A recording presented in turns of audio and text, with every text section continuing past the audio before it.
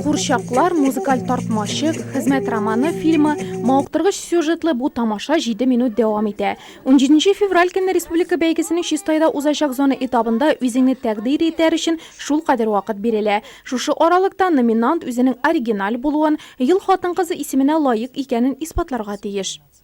Стартовал республиканский конкурс «Женщины года». Ел хатын-кызы ел ираты республика бәйгесе старт алды. Анда катнашу өчен район предприятиеләре һәм оешмалары үз кандидатураларын тәкъдим итте. Район бәйгесе кысаларында 10 номинациядә катнашу өчен иң яхшы хатын-кызлар сайланды.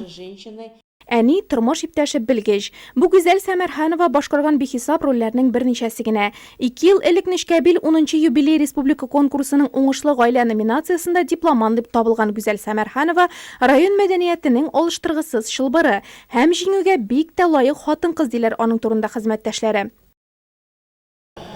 Мен Гүзәл Рафикованы 1999 елдан бирле беләм.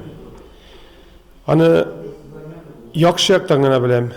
Нинди еш кушмасыннар, ул барсында вакытында һәм яхшы качествода үтәргә тырыша.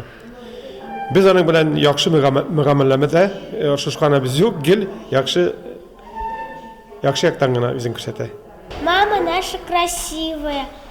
Мама. Әнием матур, ягымлы. Мин аның бәрәңге буламагы кыстыбый пешергәнен яратам. Әниемнең җиңү яулавын телим. Төрле номинацияләрдә катнашучы районның 5 хатын-кызы белән бергә Гүзәл Сәмәрханова республиканың дәрәҗәле бәйгесендә үзен лаеклы күрсәтергә омтыла. Ел хатын-кызы исеме өчен көрәшү бик дулкынландыргыч һәм зур җаваплылык таләп итә ди ул.